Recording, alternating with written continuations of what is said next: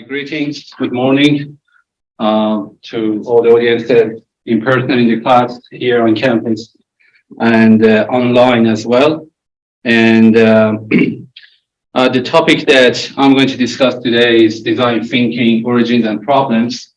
And but I should confess that I cheated and I changed the title of the topic for this particular lecture because I thought that probably the actual topic doesn't really suit the taste of our audiences today, but the actual title is this, which is an ongoing research, is a phenomenological-hermeneutic account of design thinking by exposing 4 species of negation, not being, non-being, absence, and non-existence.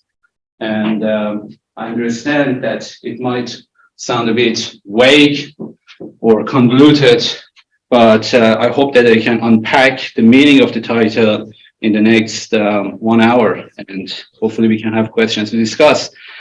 Before we get to the topic, the actual topic, I would like to share with you this very important quotation by Nietzsche, because it has some bearing on the topic.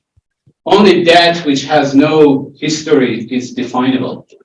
So, and what that would mean, simply history is fraught with ideologies, values, and expectations, lifestyles, and maybe aspirations, frustrations. So it is very difficult to define in a way that we in science defines things when things evolve through history. And design has a history and has a very long history. And therefore, it is very difficult to come down to one definite answer to the question, what is design, where it comes from, and how important it is in our life. The second quotation I would like to share right at the beginning comes from one of my favorite filmmakers, Andrei Tarkovsky, and a seminal Russian filmmaker, produced 7 films during the Soviet times, and he was forced into exile, at the end of his life, and he made the last film in Italy. He has a book. The book is a very interesting book. It's Sculpting in Time, and in the book he tries to answer the question, why do we need art, and why art? And he has a very interesting answer to the question. He says that some sort of pressure must exist. The artists exist because the world is not perfect. So art would be useless if the world were perfect, as man wouldn't look for harmony, but would just simply live in it. Art is born out of an ill-designed world. So I think it's quite insightful that where that urge and desire and drive come from to do something with the world. Why do we need to keep changing the way we live, the way we produce objects, the way we go about our business in life? So why we lived 2,000 years ago in a civilization where we had Colosseum, and now we are living in an age we have stadiums, sports activities, a space program, climate change, global warming, political crisis, how this evolution happens, and why we feel the urge and need to do something about the world we live in. It doesn't seem that any other animal species is really engaged in such kind of activities. If you look at the history of lives in the animal kingdom, pretty much the animals have been living the way they've been living for all the time, since the maybe immemorable time. So horses, there are still horses, the bees are the bees, but humans keep changing. I'm very much interested in this concept of change, where that change comes from. And I believe that design can provide an answer to that. So the paper, has 2 questions to address, but I don't think we have time to attend to the second question. I try to explain the way I understand the first question, what is designing as a mode of thinking and doing? So there is a belief that humans are by nature designers. We keep designing things. We keep designing our personal life, our relationships, and in the immaterial ways. In different ways, we try to respond to our needs, which are constantly changing and in evolution. If you look at the literature on design thinking, which is becoming a very popular, very interesting topic, especially in the past 20 years, and it has traveled outside of the realm of design and designing, and it has become an interesting topic even in business community, because it seems that design can provide interesting, creative, innovative answers to our old questions. And it's been in the past 20 years, a new discourse emerged as design thinking and the application of design thinking in business, in management, in industry, that how we can think all the time out of the box to find creative, more competitive answers to our questions. So since then, I think there's been a surge in interest in design thinking, but just having a quick look at what we can find in the literature, questions such as where design as a reasoning process derives its methodological grounds. So there are a number of papers and books about it, and it's a very interesting topic. Design methods movement, how designers do things as opposed to scientists, for example. So what sort of methodologies designers use when they try to attend to a question, and what design process consists in. So how its outcomes can be optimized or used towards business purposes. This is another way of looking at design thinking. Again, as I said, for example, companies like Apple and Google have used design thinking to accelerate their market penetration and profitability. Or leverage in a managerial realm. How do we manage our human resources? How design thinking, creative thinking, and design methodologies can help us to optimize our human resources. That's another way of looking at design thinking. And or what sort of problems it deals with. So, and it's quite famous that designers deal with wicked problems. The problems that designers deal with are quite different from the sort of questions and problems that scientists work with, because they're all ill-defined. For example, you ask the question that you want to redesign this lecture room. What sort of problem you're dealing with? It's a very vague question. It's a very vague, ill-defined problem. It's just wicked. It doesn't, permit of any easy solution or easy conversation. Conversation might go on for hours or days or weeks without arriving at any conclusion. Whereas the way of problem solving, how its epistemological position relative to science can be determined. And it has a long history since Herbert Simon, the American scientist and one of the pioneers of design thinking. We come back to Simon because he's an important figure in scholarship. None of these things concern us here. I'm not going to talk about these things. So, and they have their own literature, and some of the interesting insights are available in the scholarship, but this is not the question I'm trying to address here. What I'm trying to address, maybe I draw some insight from one of my favorite philosophers, Heidegger. He says something quite interesting, that the doctoring of a thinker is that which is left unsaid, in which he says. So this is the moment that we can come to appreciate the value of something negative, something that doesn't exist. It's not what I say, it's something what is left unsaid in what I say. So when you look at the scholarship and look at the literature, this is normally what researchers do. They try to figure out what is the gap, what is left unsaid. And this is exactly what Heidegger is speaking about. And hence, instead to begin with what is said and proceed from it, the focus is placed on what is not said within the framework of the said. So this negativity runs through the paper in its methodological engagement with the literature, and more importantly, as its conceptual directive. So as I try to lay out at the beginning of my talk, I'm interested in the concept of negativity. Where is that negative void space in a scholarship, in our way of thinking, in our way of doing things, that can lead us to some answer about this constant evolution of human being and life through designing. When you think about design, these kind of objects come to our mind, and design objects, designing objects, nice and cool, and sexy objects designed by some creative people.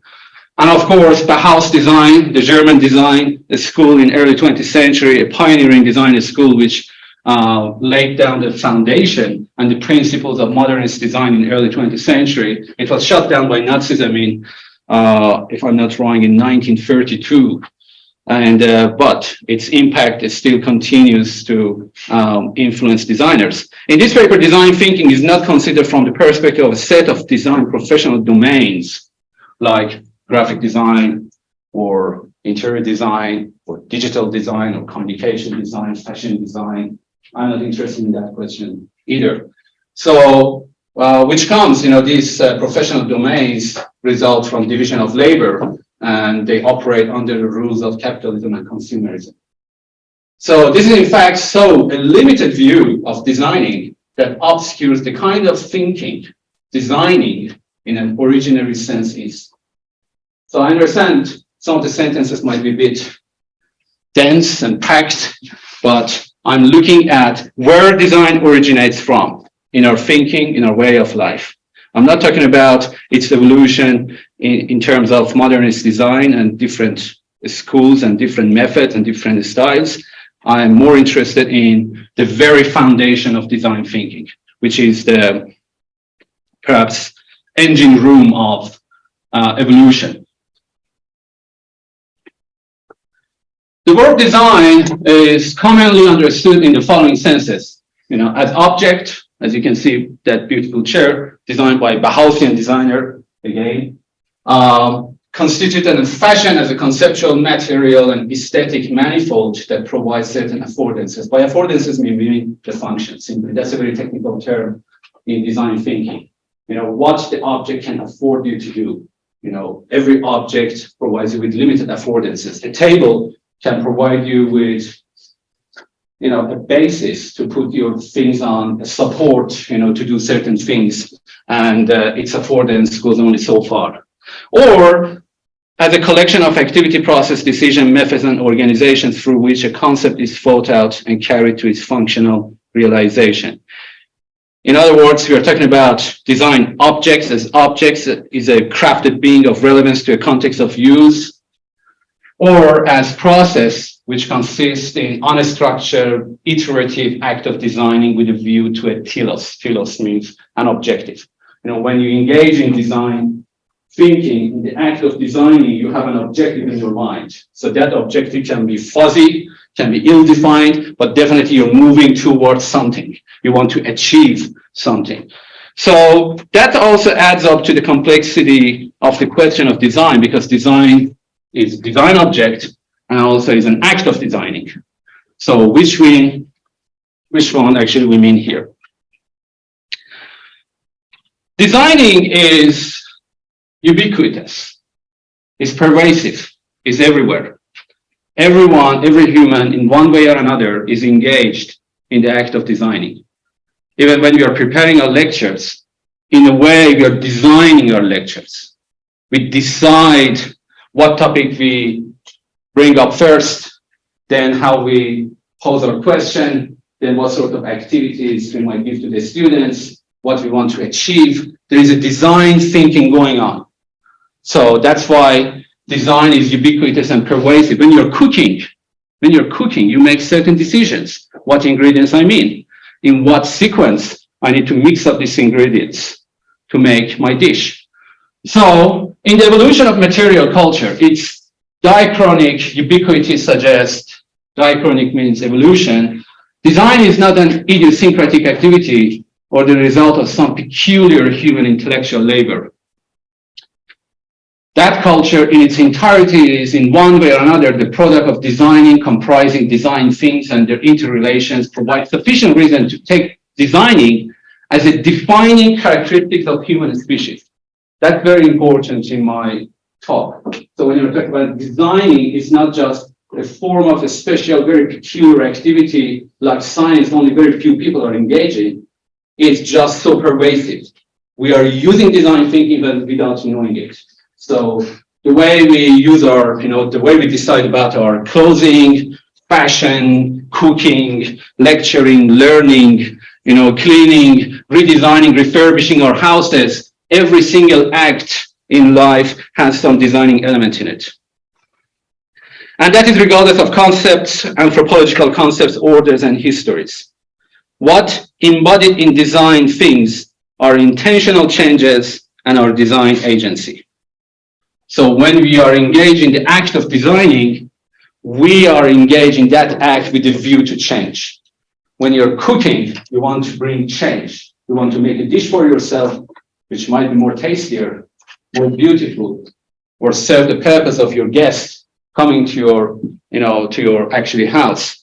Or when you think about your lecture, you want to bring about a change in the classroom. You want to enable your students to think differently. So this change is simply embedded in the act of designing. So therefore, it arises from an ontological drive. It is our way of being. This is how we can identify ourselves as humans. A world-making spirit. We try to make and remake the world. And a movement of consciousness from objective reality, what is given to us in nature, towards the possibility of alternative realities. So we always have something in the future in mind. And that's a change, that's a better world. In many cases, turn out to be a worse world. And it doesn't mean that the actions we take always lead to a better world, but we want to make that change. On this view, designing can be posited as a transcendental movement or transition within and through which the mind furthers itself from the state of that which is in the moment, in the present moment, to that of that which is not yet. That's the future. The future which doesn't exist, but we are aspiring for it, we are aiming at it, we want to realize it. So from the present moment, what is given to us in this objective reality is something which is not yet. This explains Herbert Simon's insight. He said it back in 1968, that design is devising courses of action to change existing situation into preferred ones. That's a very important insight, that it seems for some reason, for one reason or another, we constantly feel unsatisfied in our present moment. Even when we achieve something, we might feel satisfied and happy about it, but after a few days, few weeks, few months, we start to think that I need a change. This is not really responding to my needs anymore. I want to achieve more. I want to aspire for something different. That's exactly what Herbert Simon refers to here. The originary sense of design can be unearthed through deconstruction. Deconstructing designing or design agency throughout the history of designing, which is a very long history, and phenomenological epoch. So I need to explain this a little bit. It gets a bit technical, but that's a methodology that I'm using in this study. So phenomenology is the study of human consciousness, how we become conscious of the world. How do we understand our world, ourselves, our feelings, our emotions, our memories, and so on. And it has its own methodology, but one of the interesting aspects of phenomenological method is that if you want to understand how we understand the world, you need to forget about what you know about it. That's a very interesting approach, because what we know about the world is polluted with ideologies, values, interests, even science, politics. So that really obscures our view towards the world. In phenomenology, if you want to understand an object of human consciousness, you need to forget about everything. You have to suspend your judgment, as if you don't know anything about it. It's difficult, but it's a methodological approach. It's called epoch. There is another aspect of it, is reduction. We have to reduce the object which comes to our consciousness to its very basic foundational aspects. So it's a very difficult methodology, but I'm just trying to explain it in simple terms, that what it means. That's the sort of methodology I'm trying to use to unpack the originary sense of designing and design. Quite interesting. I don't know if you have watched this movie. It's one of the most famous space movies, 2001: Space Odyssey by Stanley Kubrick, and it was produced in the 60s and is still considered by many film critics the best space movie in the history of cinema. So, and why I'm referring to this movie, because this movie was an inspiration to this research. It's a space movie. It's about space travel, going to outer space and encounter unexpected things, coming back to Earth. But the movie starts with an opening scene called Dawn of Man. So this is the original title, Dawn of Man. So when man became a man, or human, I should say, not man. So a human became a human, where that story started. So in this particular scene, we see a very obscure and very mysterious object, and it is never explained in the film, in the movie, what is this object, but it seems this object attracts the attention of these apes, our ancestors. They come to the object, they just go around it, they look at it, they try to engage with it. It might be a reference to our religion, to divinity, pointing to heavens. So we don't know exactly what it is just open to interpretation. So, but it seems there's a source of inspiration and potentially rising above what these apes, these primitive humans, our ancestors, faced. So it's very metaphorical, I would say. It's very symbolic and very metaphorical reference to an object of mystery. So moving on, we come to this scene. The apes, there are different tribes, they're in different groups, and they're living sort of more or less peacefully, but they face a problem. And the problem is the scarcity of water. So they go to the same water pond to drink from, and each time they have to fight with each other. So, but they're on equal footing because, they're just apes with no weapons, with no technology. They might scream at each other, they might shout at each other. That's the most they can do to scare each other. But they share the same water to drink from until a very interesting moment. One of the apes, one of those intelligent apes, came upon a bone.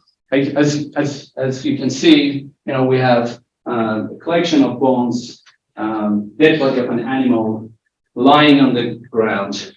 And this ape one day is walking around and he or she comes upon these bones. And these bones took his interest.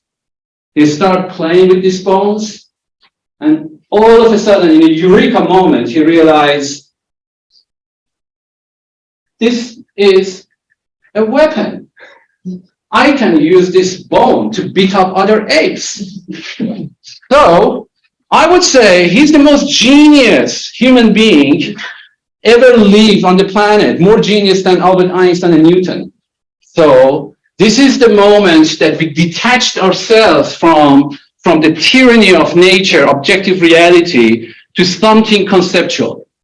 Because this moment is the moment that this ape, this human mind, primitive human mind, conferred a new meaning on something which didn't have any meaning before. So this is a very conceptual moment where the first designer also is born.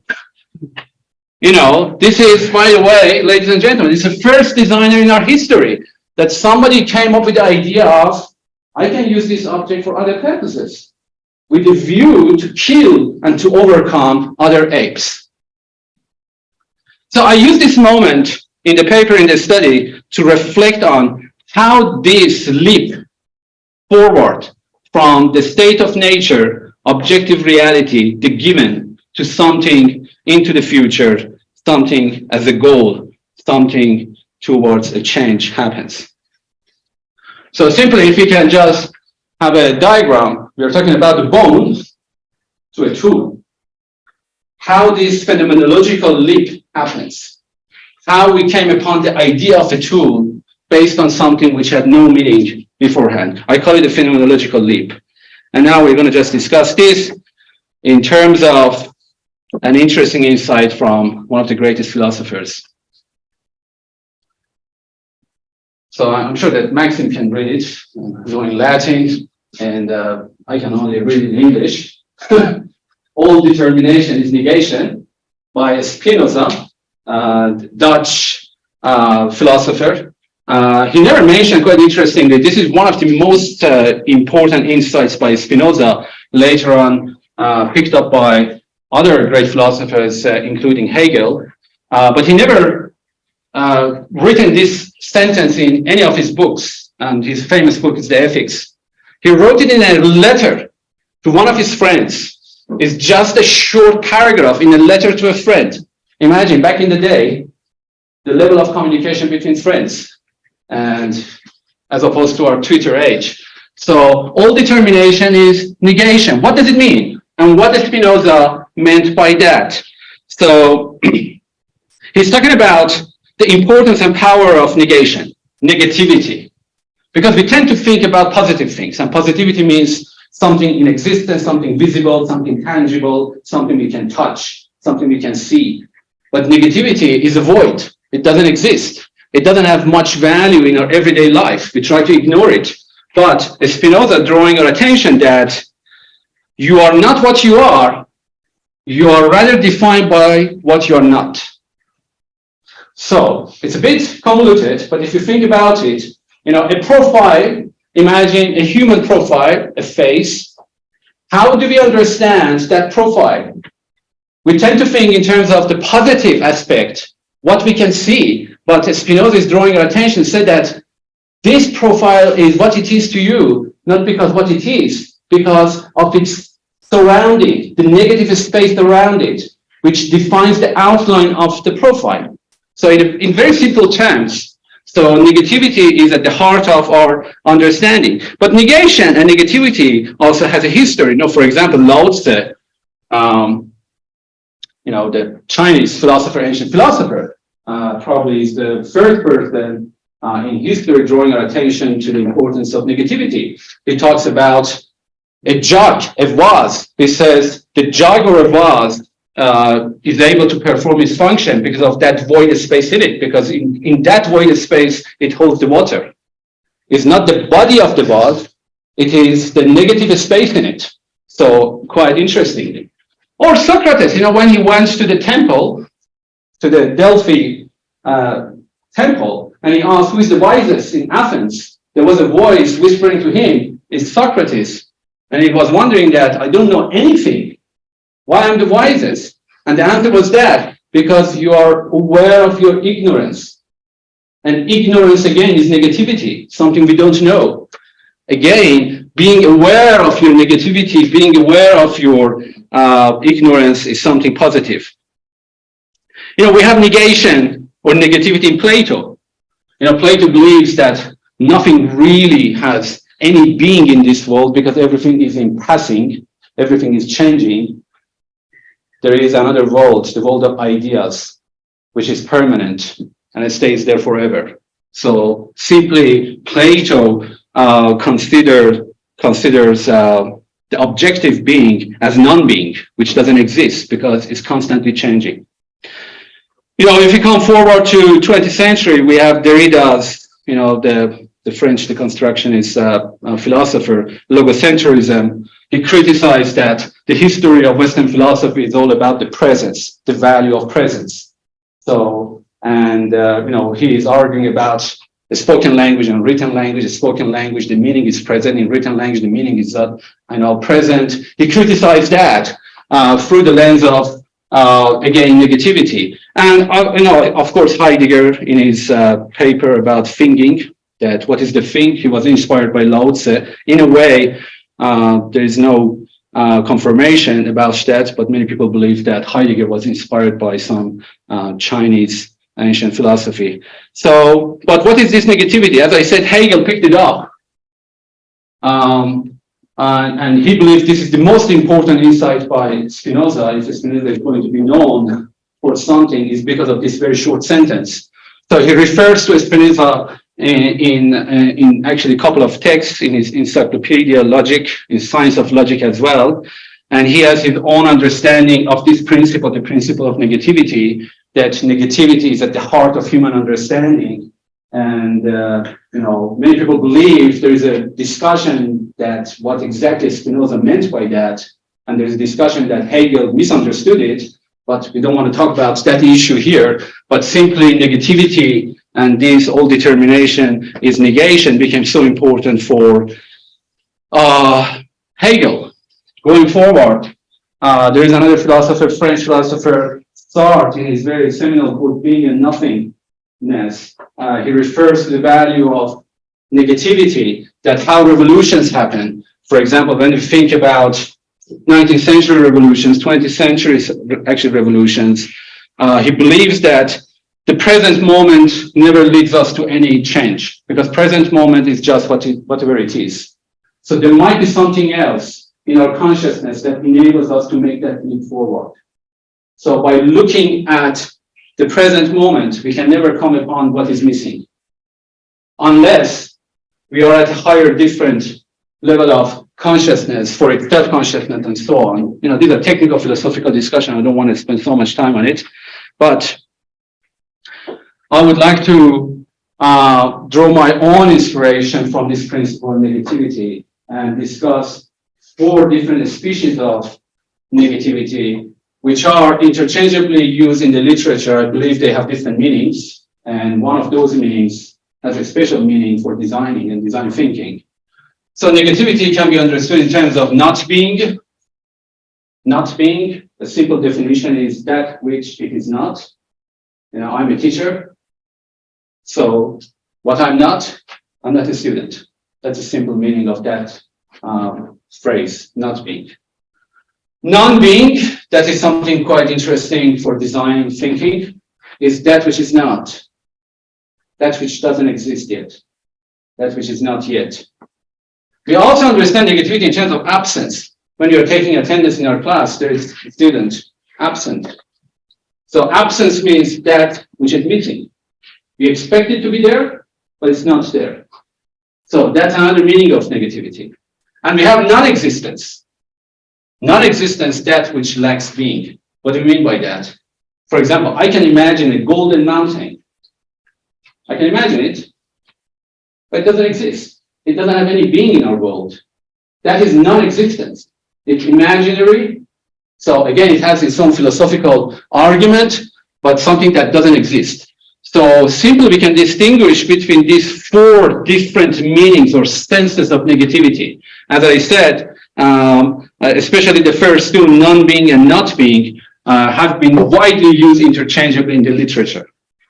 But in my study of designing, I would argue that they carry different meanings, and as I'm trying to present here.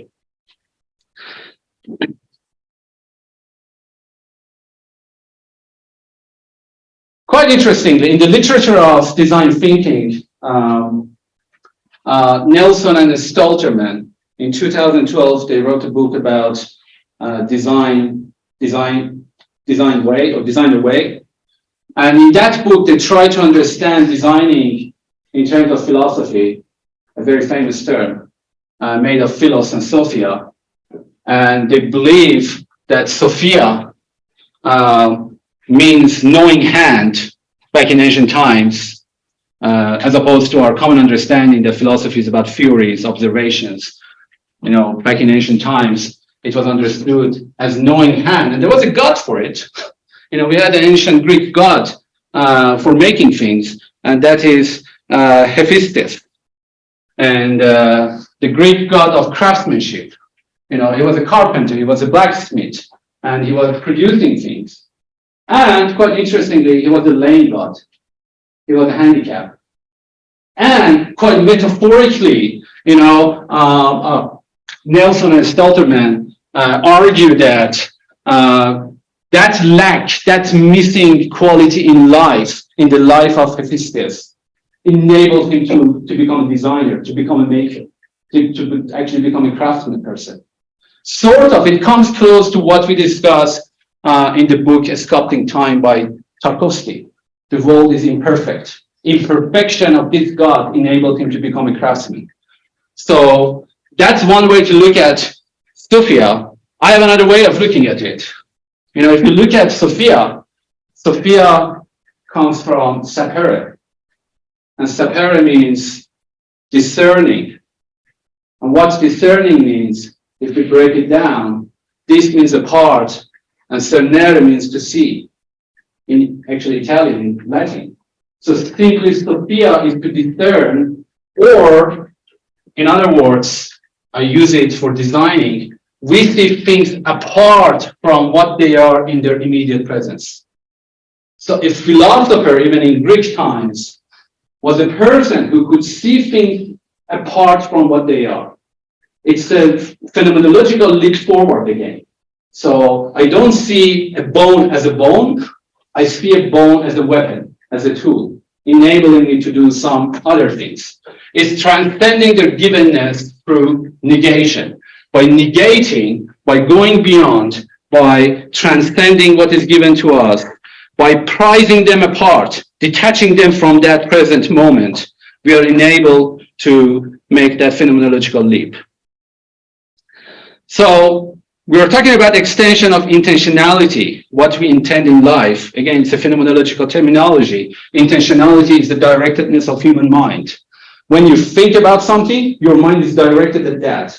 So that's a meaning of intentionality in the context of phenomenology. So extension of intentionality through discernment and differentiation that prepares the ground for novel associations. So how that ape, if you go back to that moment, the ape came upon the bone, picked it up, realized in that eureka moment that it can be a tool. It can enable me to overcome other apes. He could understood that new meaning of the bone in the context of his lived experience in the past. There is an obstacle, there is a problem, sort of. This new meaning is emerging in the context of those lived experiences in the past. I can associate this little meaningless, quotidian, everyday object to something like a tool. So it's a phenomenological transformation which happens through differentiation and then new associations. Quite interestingly, if you know Cassirer, a German philosopher in early 20th century, he wrote a book about language and myth. And in that book, he also argues where is the origin of myths? Where all these myths come from? Where all this mythological gods come from? And in that book, he refers to 19th century German anthropology, and especially a set of research projects done by an amazing German anthropologist, I just forgot his name, that how we detach our experience, everyday experience of very everyday, mundane, meaningless phenomena in the world and associate it with something divine, something mysterious. So, and he argues in the book that the emergence of language enabled us to differentiate, to further distinguish between objects and creating new associations, which are the foundation of new meanings and new concepts. So it is quite an interesting discussion in the book. But for me, Sophia is transcending the given. How do we go beyond the given? And going beyond the given, or transcending the given, is the very foundation of designing. So in its originary moment, transcending the given is directed towards tool sense, a tool sense. For a moment, it can happen on a very personal level. It can happen in a very transient, fleeting moment. I look at something, something comes to my mind. It can be just for me. Nobody else might be able even to see that. It can be very transient, but it's a tool sense, a divergent leap leap which could be transient and personal, yet enables semantic and practical shifts in our life. So there is a phenomenological quality to these very important shifts in our mind. I come to the conclusion, the presentation is much longer than this, but in the interest of time, I would argue that transcending the given is the foundation of freedom as opposed to nature. The difference between humans and animals, as many philosophers, especially most importantly in the age of enlightenment, Kantian philosophy tells us freedom and nature. We are free animals, as opposed to nature. And freedom from the tyranny of the given provides the space in which knowing and acting begin to lay down their domains of progress in various forms and directions. In other words, scientific thought as a logical activity of intellect that quest after sense. In science, we try to make sense. We look at outer space. We try to understand it, to make sense of it. At the most fundamental level is rooted in tool sense creation as the most rudimentary leap of that which is seen apart towards a new realm of understanding. So that maybe it's in the movie, but we believe that has happened definitely at some historic moment. One of our ancestors, that genius ape, made that phenomenological leap towards a new meaning, towards a new understanding. And because it happened, definitely not as a scientist, not in the form of a theory, but in the form of a tool, to create a new tool, to go about your business in life, to create a tool then, it could be argued that designing is also the foundation of scientific thought. So it's the other way around. Science didn't happen first, and then designing and tool making and craft came afterwards. Tool making came first, and that became the foundation for scientific thought.